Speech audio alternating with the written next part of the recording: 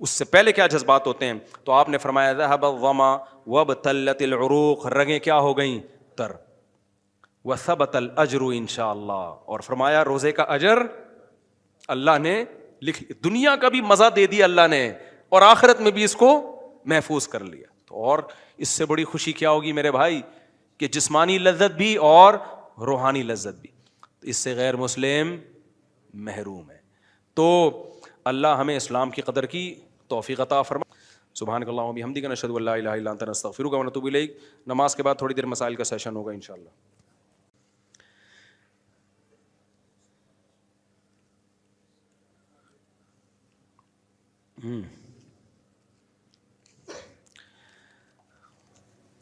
اچھا بھائی مفتی صاحب، آپ نے کراچی کے لونڈے لپاڑوں کے لیے ایک نسخہ بتانا تھا. میں نے ایک نسخہ بتانا تھا کہ جس سے یہ باریک باریک لونڈے لپاڑے تھوڑے سے صحت مند ہو جائے. وہ مجھے یاد ہے لیکن ٹائم ہی نہیں مل رہا نا. اب بتاؤں گا بہت لمبی ہو جائے اور پھر یہ ظاہر ہے اس کا موقع بھی نہیں ہے. تو پھر بتائیں گے انشاءاللہ کبھی موقع ملا نا. ابھی تو بیان سننے لوگ آئے ہیں کیونکہ بہت سے باریک ہیں نہیں، صحت مند ہیں، تو وہ کہیں گے ہمیں کیا کرنا ہے. تو یہ جو کچھ چیزیں ایسی ہیں صحت کے لیے بہت ہی خاندانی ہوتی ہیں. ابھی جلدی جلدی ہلکا ہلکا بتا دیتا ہوں یار، کیونکہ سردی بھی ابھی کراچی میں بڑی ٹائٹ لہر ہے. تو 6 چیزوں سے بنتا ہے وہ.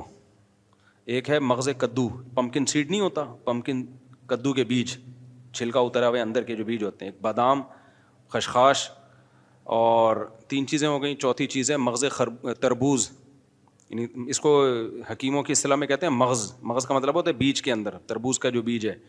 یہ کتنی ہو گئیں؟ 4 چیزیں. اور 5ویں چیز ہے اس میں ناریل. اور جو ناریل نہیں ہوتا جس کا تیل نکالتے ہیں تو اس کو کدوکش کر لینا. اور 6ٹھی چیز ہے خشخاش ہو گیا، چوتھی چیز بھول گیا مجھے، تربوز، مغز خربوزہ یعنی خربوزے کے بیج کا اندر کا. یہ 6 چیزوں سے بنتا ہے وہ. ابھی فی الحال کیا بہت لمبا چوڑا سیٹ اپ ہے، اس کو سمجھانا یار بہت ٹائم ہو جائے گا. اتنا آج بتا دیا نا، اگلے بلیٹن میں انشاءاللہ اگلا اسٹیپ بتا دیں گے. ایسے ترسا ترسا کے بتاؤں گا. نارملی اتنی بات ذہن میں رکھو کہ یہ اپنی خوراک کا حصہ بنا لو. یہ چیزیں جو خشک میوہ ہے نا، میوہ جات جو ہے نا، جیسے اخروٹ ہے، پستہ ہے، بادام ہے، کاجو ہے، اس طرح یہ خربوزے کا جو بیج ہے یا کدو کا جو بیج ہے وہ بہت زبردست ہوتا ہے صحت کے لیے. تو یہ چیزیں نارمل اپنی خوراک کا حصہ بناؤ. اور یہ اتنی مہنگی نہیں ہے. ویسے جب جاؤ گے تو بڑی مہنگی ملیں گی، لیکن کھانا تو تھوڑی سی تعداد میں ہے نا. اب مثال کے طور پہ کاجو اچھا خاصا مہنگا ہے، لیکن آپ کو یہ تھوڑی کہ بیلچے سے کاجو کھانا شروع کرو گے. تھوڑے تھوڑے کاجو لینے تو وہ ایک دن کے لیے اتنا مہنگا نہیں پڑتا، وہ بہت عرصہ چلتا ہے وہ. تو یہ جو خشک میوہ جات ہے نا، یہ صحت کے لیے بہت ہی زبردست چیز ہے. لیکن اس میں ایک چیز کا خیال کریں کہ تھوڑے تھوڑے روزانہ کھا لیا کریں. کبھی کاجو کھا لیے، کبھی بادام کھا لیے، کبھی پستہ کھا لیا، کبھی اخروٹ کھا لیا، یہ بھی ٹھیک ہے. یا یہ کہ تھوڑی تھوڑی مقدار سب کی ملا کے کھا لیا کریں، وہ بھی ٹھیک ہے. متزل لا لیا کریں، جو ملا کھا لیا کریں، ٹھیک ہے نا.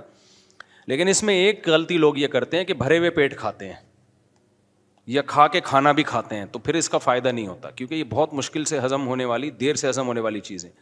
تو اس کو جب آپ کھائیں تو کھانے اور اس کے درمیان فاصلہ ہونا چاہیے تاکہ یہ جسم کا جز بن جائیں.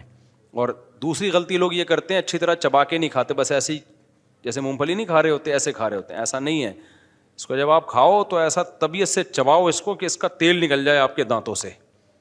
بہت زیادہ چبا کے کھایا کرو، پھر یہ ٹھا کر کے باڈی کو لگتا ہے. یہ اتنا مفید ہے صحت کے لیے. یہ جو میوے ہوتے ہیں نا، یہ جو خشک میوے جسے ہم کہتے ہیں کاجو، بادام، پستہ، اخروٹ، یہ بہت زیادہ صحت کے لیے مفید ہے. تھوڑے مفید نہیں ہیں. 2 مہینے لگ کے کھا لو. میں نہیں کھاتا، میں باتیں کر رہا ہوں. میں نہیں کھاتا، میں کبھی کبھار کبھی کھا لیا، کبھی ناغا کر دیا، لیکن کھانا چاہیے. یہ 2 مہینے لگ کے زندگی بھر کھائیں. 2 مہینے میں تو اس کا رزلٹ آ جائے گا. آپ بہت اچھی صحت ہو جاتی ہے اس سے. لیکن باقی چیزیں خوراک میں پھر کم کرنی پڑیں گی. سنو آپ نے 2-3 پراٹھے پھوڑے، اس کے بعد پھر 14 کاجو کھا رہے ہو آپ، تو وہ پھر وہ